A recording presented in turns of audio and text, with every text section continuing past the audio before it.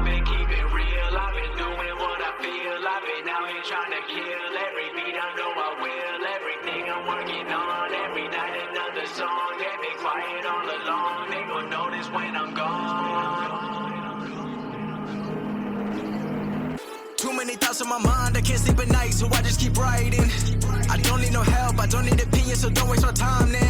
Killing the game and I gotta go ask anybody, they all heard about it. They know when they kidding, he's spitting, they know when he getting it bit and I get in my way. Got this, I like do whatever I say, cause I could go put you on blast. People been mad at me cause I don't follow them back. I'm laughing cause that is so whack. Why they all trying to act like they been bossing when really their boss has been bossing them up? Nobody ever been telling me what I would do when I keep in the cash, by the shit out of luck. I want it more, now I get what I wish. Upgrading now with the bands that I whip. Making 6 figures, don't talk about it. Money ain't shit, it's about how you think. Tired of people who making excuses, then they complain about losing. Tell me about what you've been doing, tell me about how you been moving. You ain't got nothing to prove then. I did it all on my own, they looking like all of my clones. I don't be following trends, fuck all the popular clothes. You faking and everyone knows. I just be keeping it real, they thinking that I have to go sign a deal. But really the people just found an appeal. I'm in my own lane and I'm steering the wheel, ayy.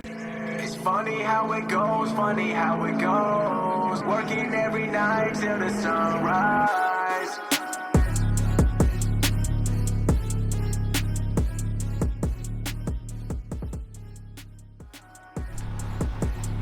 Ladies and gentlemen, welcome back once again. Season 6, Episode 7, another history-making episode. We have the second ever female to grace us with their presence on No False Finish. A former United States / international champion, none other than your current XCW ring announcer, Trinity Parker. How are you doing? Oh, I'm good. Thank you for having me. I appreciate this. I am glad to have you a part of the show. People that actually watch at work were wondering if I was ever going to get another female on the show besides Emily Moore. I said, maybe one day. Well, we're going to get right into it. First question. Being one of the most active females, well, pretty much the only female actively in the XCW locker room, how do you feel the atmosphere is for you being the only female in the locker room? I mean, honestly, there is a huge abundance of ego. I can see that. At first I didn't really mind it because I was just the simple ring announcer and I'm used to all the dick jokes and all of that.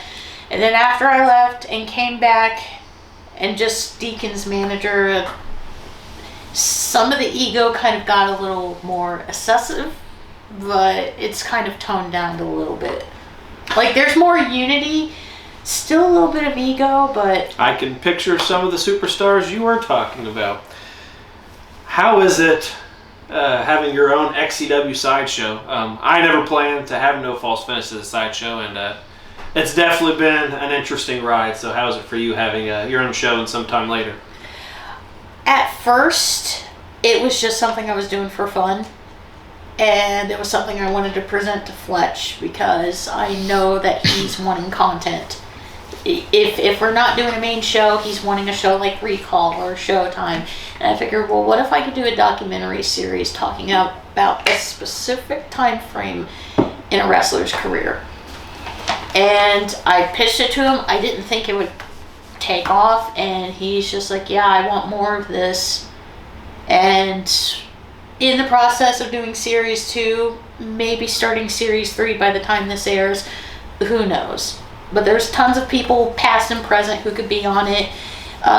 People can be on it more than once, but I give them a 3-series cool down. And with Fletch as an executive producer, it's kind of helped smooth things out, because you'll notice a big difference from the pilot episode. I did all of that in my bedroom and just took archive footage.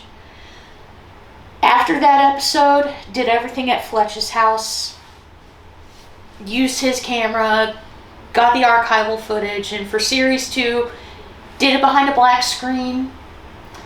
And I think as long as I have a 4K camera and a black screen and people who are willing to be on it and tell a story, I could pretty much do STL anywhere. Yeah, as of this recording, you and I recently did an episode. I don't know if this will come out before that or not, but an EBW episode. Everybody knows Chris Jones is synonymous with EBW. And harp on Fletcher for a second. You mentioned he being your executive producer. A lot of people don't know that Fletch is self-taught. Fletch didn't take no editing classes in school, nothing like that. So to see the stuff he's been able to do over the years just being self-taught, it's pretty interesting. Now, an interesting question. You know I was going to bring this up. Okay. I know... I follow you on a multitude of platforms. Mm-hmm. And there's this app called TikTok. Oh, Christ. What is the unhealthy obsession with Trinity Parker watching dudes in basketball shorts with their fucking dongers swinging like a pendulum clock back and forth? Please explain that to the XCW Galaxy, your obsession with swinging dongers. Okay, it's fair. It is a good question. It's fair. I was going through my dark ages at that point, because around the time that I joined TikTok, I was going through my breakup with Blackheart. Yeah. And it wasn't exactly the best breakup, and we have since made amends, so we are on friendly terms. Just went and saw Ninja Sex Party, so yeah, that's pretty friendly. It was just kind of like a guilty pleasure. And it's not like the guys were like literally pulling down their shorts and just like wagging it. It's like... If the people watching have TikTok, I guarantee they know exactly what I'm talking about. It's just this particular artist, or this particular... he's an exotic dancer, I think, from Florida. His name's Sebi. And she's done her research. He's not bad looking. He's actually got a cute face, and he's nicely built, and he just does this thing where he flexes his pecs and then just kind of like does a little hip thrust with the green basketball shorts. Swear to God, this guy has like the hugest, like it's big. Like it's wanting to come up and give you a high five. And he's done numerous ones, and I couldn't help but just react to them. It was funny, and it's no different than like seeing a woman like just standing up and just kind of shaking like left ass cheek, right ass cheek, and then it's to be fair, it's a little different. Well, yeah, because you're dealing with something the size of a baby's arm. You also one time, maybe it's just the male body parts. You also one time did say. It was after I had the dark match with the monster Jacoby. You also did say that my nipples look better than Blackheart. So, you do have an interesting thing when it comes to the male body parts. But, moving on from that. Yeah. How has it been for you having to transition from being ring announcer to manager back to ring announcer again? You've kind of flip-flop a bit in your time in XCW. It was weird. And it's not to say that I haven't done the managing before, because in XAWA, I was Deacon Storm's manager for a while. And then when Mint Dragon came into the picture, I kind of phased out of the Trinity Parker as a wrestling manager back to just kind of seeing Trinity Parker in the background, and then to Mint Dragon. But to have that transition, it was a little weird. Only because XAWA is different from XCW. Yeah. And I know if Fletch has a place for you, he'll use you. Because after everything happened with Deacon leaving, there was nowhere that I could be placed. So pretty much I was just there watching the shows.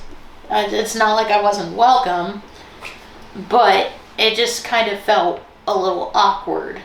And then being told, hey, Lily can't do this anymore, can you come back and be ring announcer? It was fine. And I'll admit, I'm not the best ring announcer in the world, but I don't know what it is about the ring announcing. I like it. It kind of, to me, it's a form of theater. Yeah. It's no different than, like, if any of you guys had watched A Knight's Tale, who did Paul Bettany play? Never heard of The Knight's Tale. Paul Bettany's character introduces the protagonist. Yeah. He's kind of like his hype man.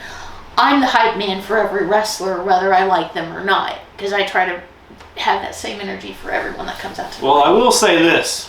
When it comes to XW ring announcers, to be fair, only like 3 people come to mind. You get JJ. JJ used to be a ring announcer. You get I don't know the guy's name. It's like Alexander Wolf or some shit like that. That was before me. But that was before you, and then you think Trinity Parker. So take that as you will. Thank you. As we move on, you made history in XCW being the only female champion winning the United States title. Having an interesting feud involving yourself, Deacon, and Brady Branson. How was it making history, becoming the first ever women United States champion? It took me 5 days to kind of finally let that sink in. I'll say it was cool because at the time I was nervous, and I'm willing to admit this. I'm not a good wrestler. I'm a somewhat competent fighter if I have to be because of my martial arts training, but I'm not a good wrestler. I tried very hard, and to be told that you're going to win this match and you're going to be the first woman in history to get the title, it didn't set in. Yeah. And granted, I took the blows, and I was in pain for like a few days, and Brady and I checked on each other, but after day 5, I'm like, holy shit, I made history in a company that's mostly male dominated and only has one solid female who is present.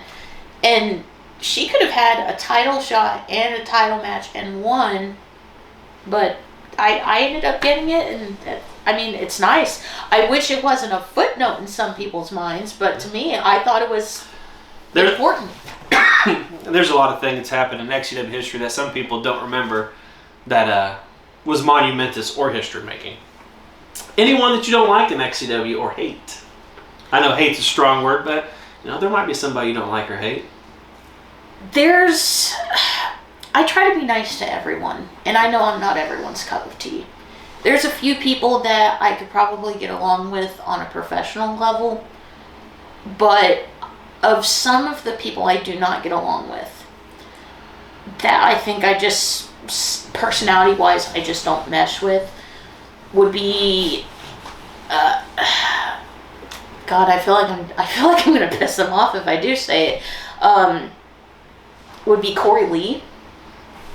Corey Lee's not everyone's cup of tea. And sometimes Jackson Law, we do butt heads, but we both are kind of creative individuals. Yes. And I'm not going to say their name, but a former international champion who is a soon-to-be father, sometimes, like, Evan Phoenix? Sometimes his apathetic nature kind of rubs me the wrong way, and it could be that he's just focusing, but he just has this air about him that's like, I'm flexing my nostrils at you because I'm indifferent to you. Everybody has their own cup of teas, Nobody, well, some people might take it personally, but not everybody does. But for the record, I do try to get along with everyone, and I don't try to, like, actively seek trouble. All right, and one more question before the break. You were obviously a part of XAWA before the shutdown. You were in an implied sex scene as Mint Dragon, I believe, with Blackheart in XAWA. Why did that get blown out of proportion, and was that the ultimate demise of XAWA? I wouldn't say that was the ultimate demise, but it was a catalyst for it. One of the things I've come to understand about XAWA behind the scenes is that it was ran by a group of people that had clashing egos. You had Blackheart, who was the cameraman and did the editing and felt that he had some semblance of control. And then you had Chris Hill, or as he's known as, Cyrus Mason, who's one of the OGs, who's been there since the beginning and kind of has a set vision on things.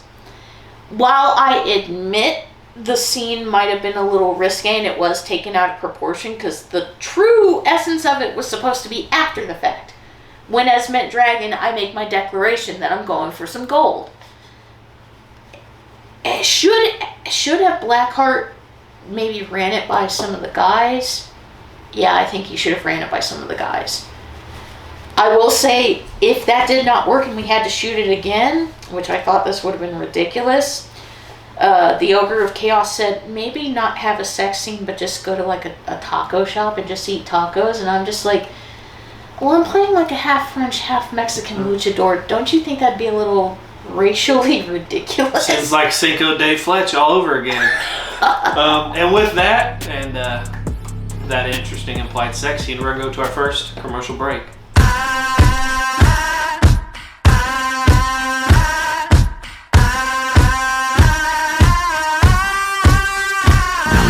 This night ain't for the faint of heart, for the faint of heart, for the faint of heart. This night ain't for the faint of heart, 'cause the faint of heart gon' fall apart.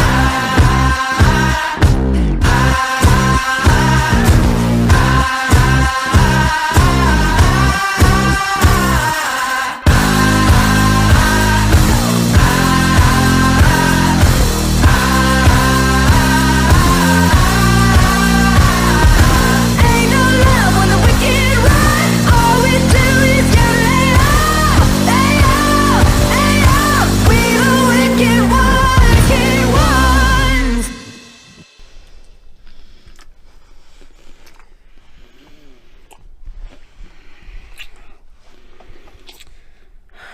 I've missed you so much. Me too.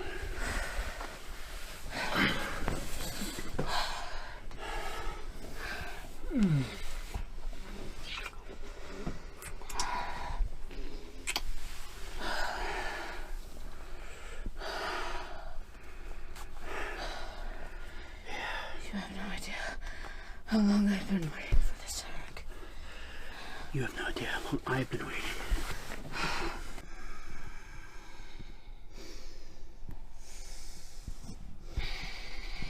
Oh man, I missed that. Yeah, it's been a while. Not even the world of the husk could provide that. That's all behind us now. We gotta look ahead. The future. I know. It's a new year, and I'm a free woman.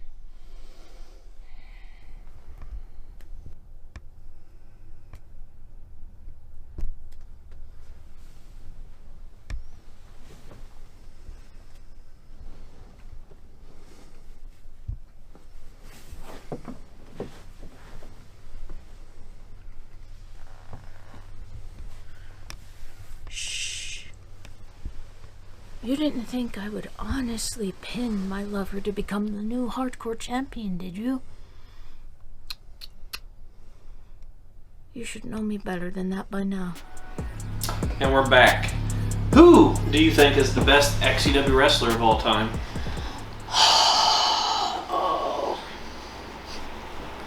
Oh man, that's a tough one. You've had 5.5 seasons to prepare for this question. I know.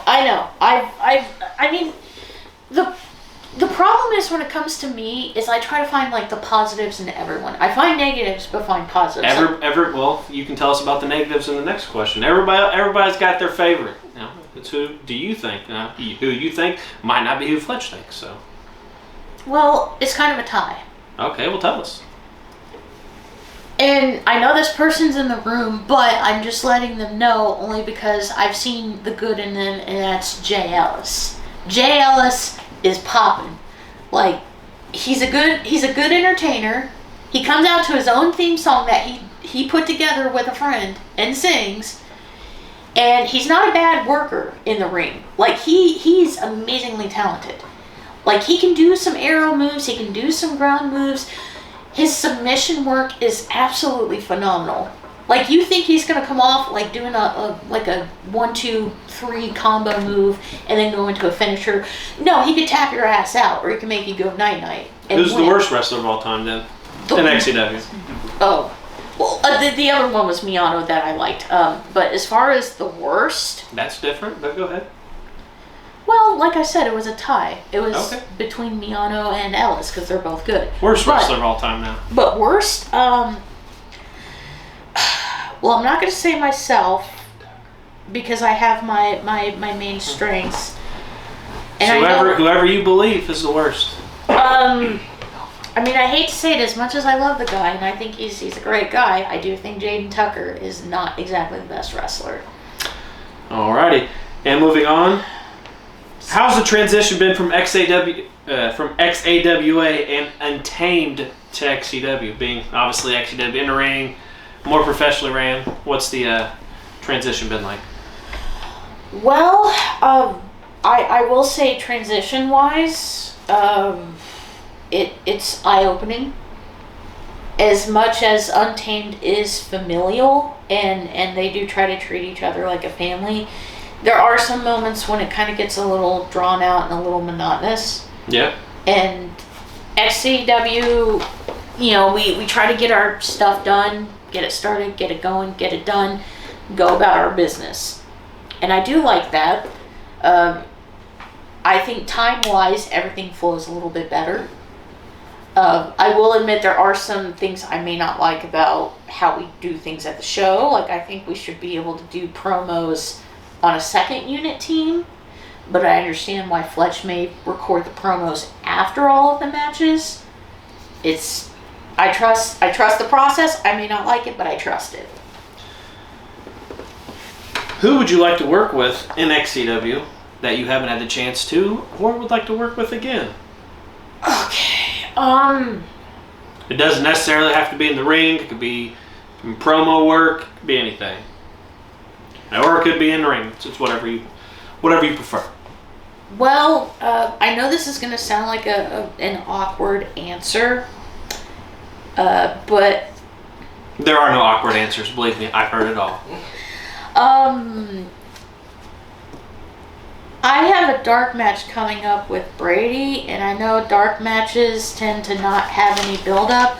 I would like to do a series of promos that kind of acts as like a little promotion for Rundown. Only because I feel it's necessary that because of how this dark match is going to play out, I would like to do some cinematic build-up. Maybe that's something you could pitch to Fletch. What's your favorite XCW match so far? Doesn't have to be one you've wrestled in. It can be one you wrestled in. Just overall in general, your favorite match so far.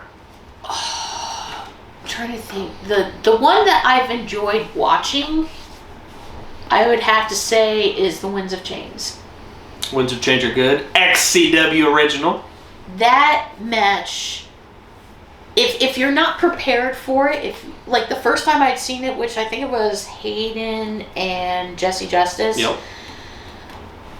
I edited that match, and I also watched that match in person. It was absolute fucking bonkers. Like, it was absolutely bonkers. And then to actually see the finer details that I missed, like Jesse going into the ring and he's licking the chain, and I'm just like, oh my god, that's good.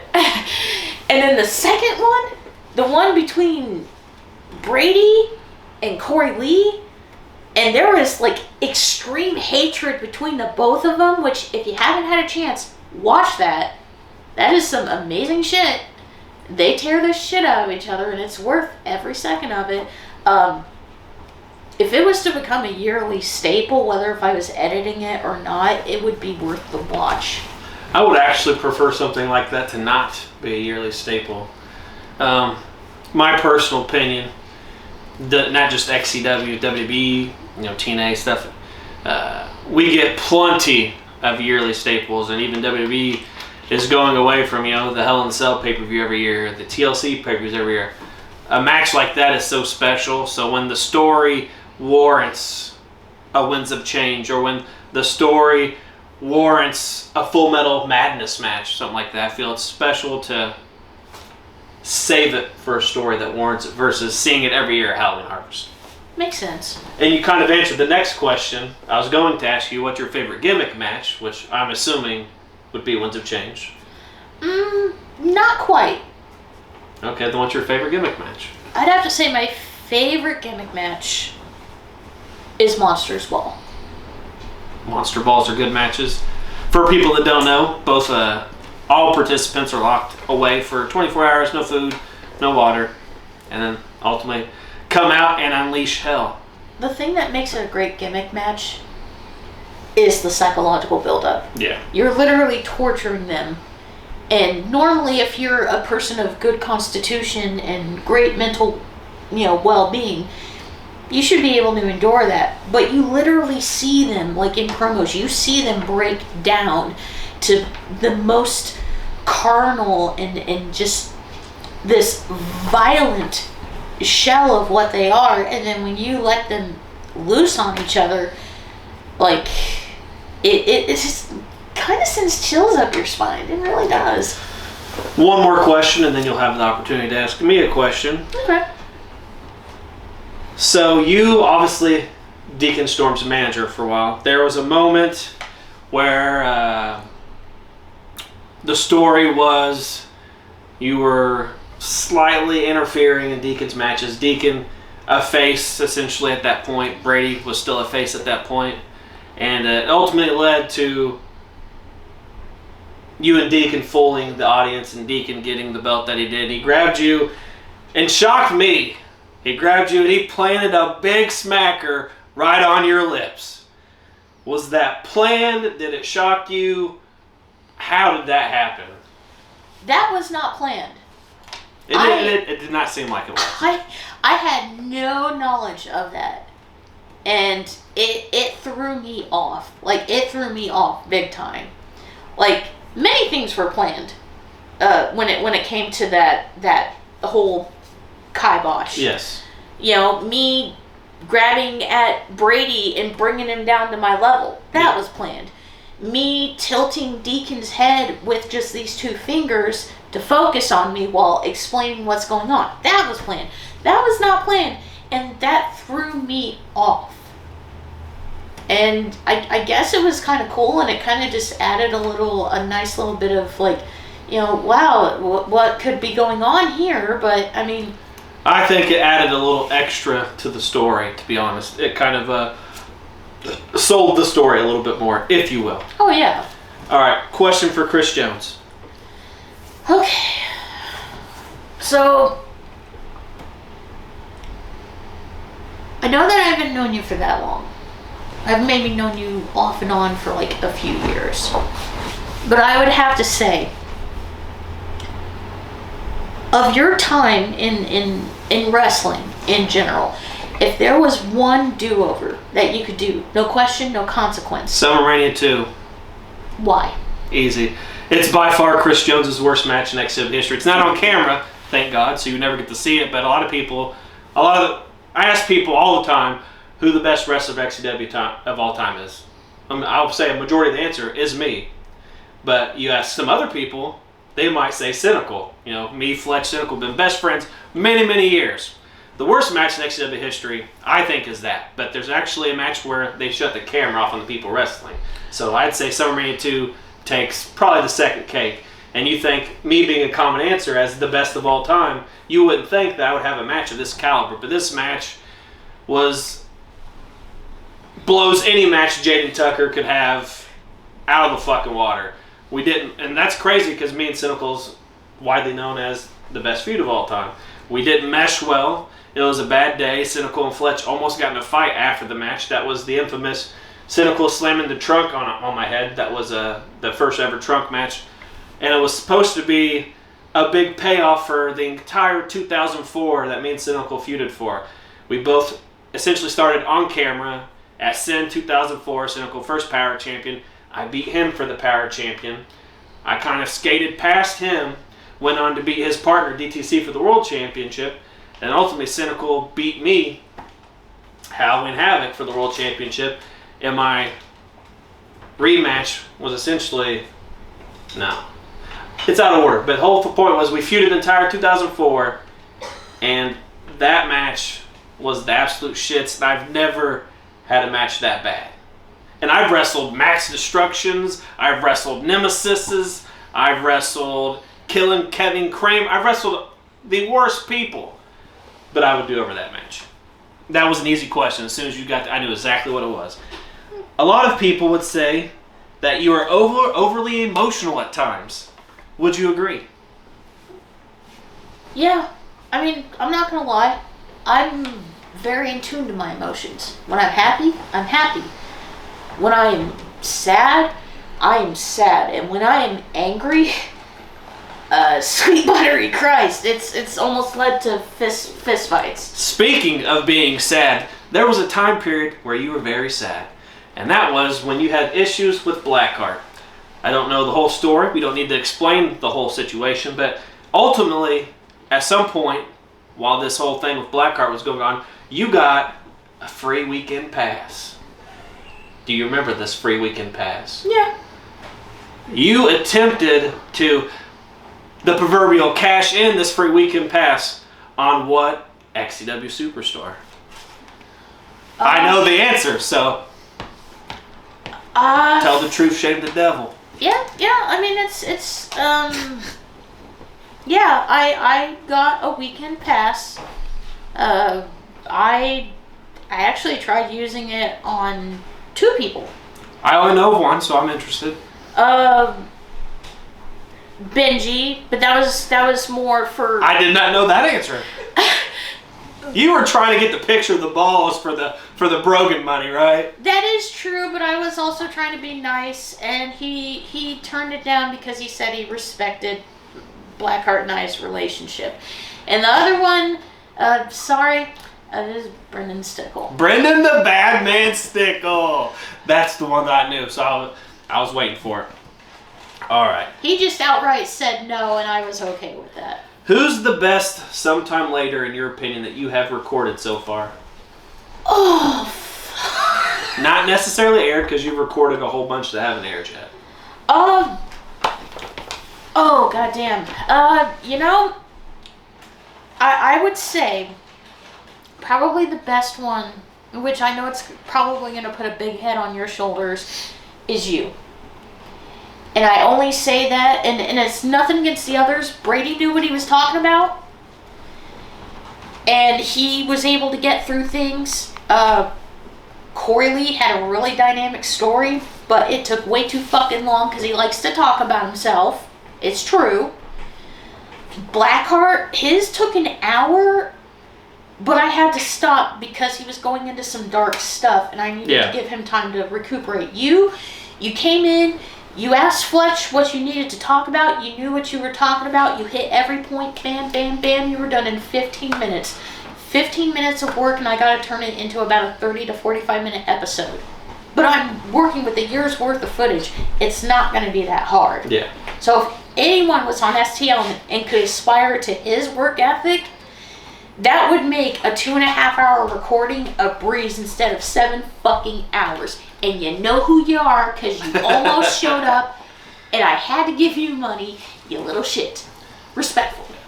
Little shit. It made it a lot easier with Fletch's organization. I could have probably hit a lot of those points without his organization, but Fletch being organized on his computer, a lot of people don't get to see how he keeps everything, helped out a lot.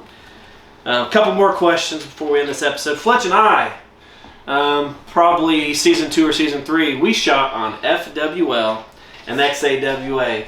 And, Fletch and Chris Jones, we're always honest. We're going to tell you the truth, tell you exactly what we think. There was some good with both, but there was a lot of bad. What was your opinion, if you watched that episode, on some of the things that we said for both promotions? I think if I remember correctly, you guys were kind of intrigued by Mint Dragon, that I was the somewhat only female on the roster, which wasn't exactly true. I don't remember exactly. I would say the thing I was most, the best thing that I said was I enjoyed Adrian Hollow's character, and the editing was really good.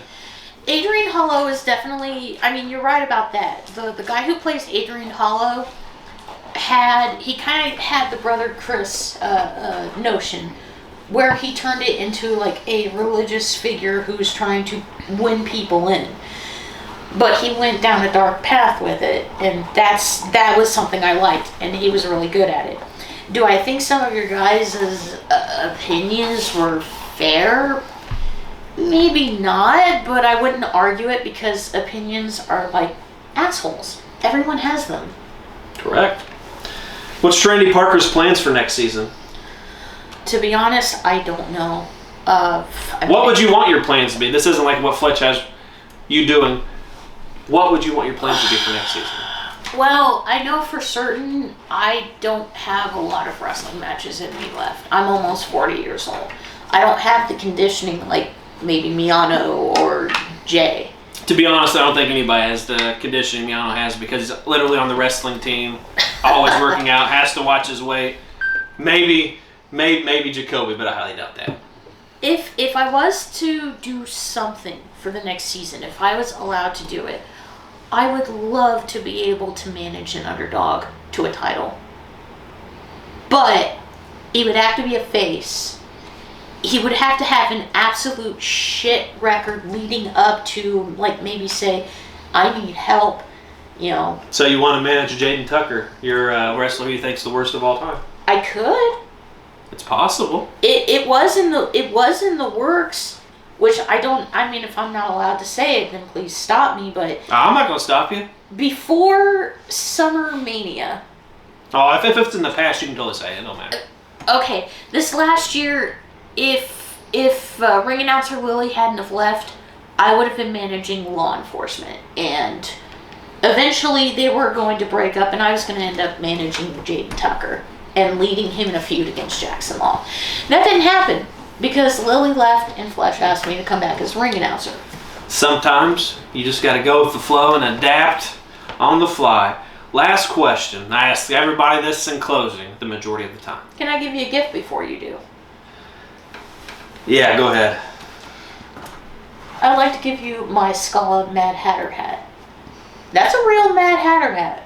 And why are you giving me an Abraham Lincoln top hat is what it looks like to me. It has theatrical significance to it. I've done theater shows. I've done a lot of costuming with it. And this hat has meant a lot to me and has been through some shit, as we all have. And plus, you seem to have a nice collection of hats, and I've not seen a fancy hat on you, so... Well, if you watch XGW Halloween Harvest, you did get to see Cowboy Chris, as I did wear a cowboy hat for the first time ever. So, being a gracious host that I am, I will wear your gift for this last question. Thank you. As we close out episode 7 of season 6, I asked everybody the same question. If somebody were to want to come in XCW, doesn't matter if it's a wrestler, ring announcer, referee, commentator, you being a woman, you have an interesting perspective on things. How would you think somebody would need to go about it? And your advice for them. I think if you're gonna, and it's not just backyard wrestling, it's just wrestling in general, fucking learn. Like, do what you have to do to learn. Don't just watch WWE or any of the other wrestling shows. Learn. There's wrestling schools. Learn. Like, if you go onto YouTube, there's the Santino brothers. They offer free tutorials. You can learn some of the basic stuff. Just learn.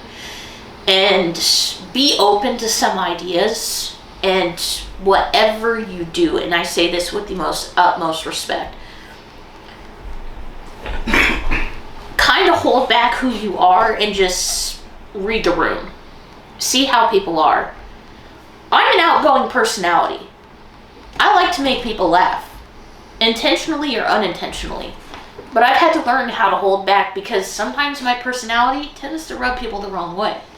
And some people just like to walk around with big dick energy. Or they don't understand what you're saying. As you messaged me earlier and said, the snow miser skeeted on the road. So didn't really, took me a minute to figure out what you meant. But I'd say just learn. If you come to the practices, learn.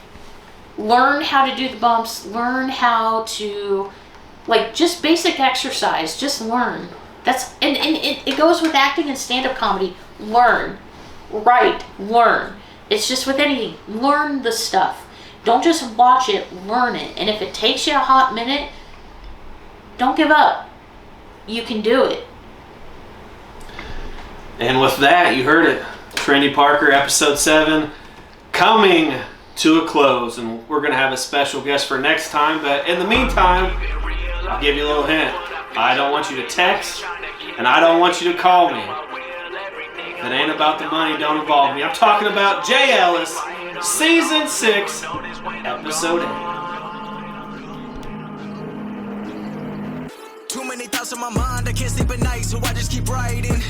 I don't need no help, I don't need opinions, so don't waste my time then. Killing the game and I gotta go ask anybody, they all heard about it. They know when the kid and he's spitting it, know when he get in it, better and I get in my way. Got this, I like do whatever I say, cause I can go put you on blast. People been mad at me cause I don't follow them back. I'm laughing cause that is so whack. Why they all trying to act like they been bossing when really their boss has been bossing them up? Nobody ever been telling me what I would do when I keep in the cash, by the shit out of luck. I want it more, now I get what I wish. Upgrading now with the pants that I whip. Making 6 figures, don't talk about it. Money ain't shit, it's about how you think. Tired of people who making excuses, then they complain about losing. Tell me about what you been doing, tell me about how you been moving. You ain't got nothing to prove then. I did it all on my own, they looking like all of my clones. I don't be following trends, fuck all the popular clothes. You faking and everyone knows. I just be keeping it real, they thinking that I have to go sign a deal, but really the people just found an appeal. I'm in my own lane and I'm steering the wheel, ayy.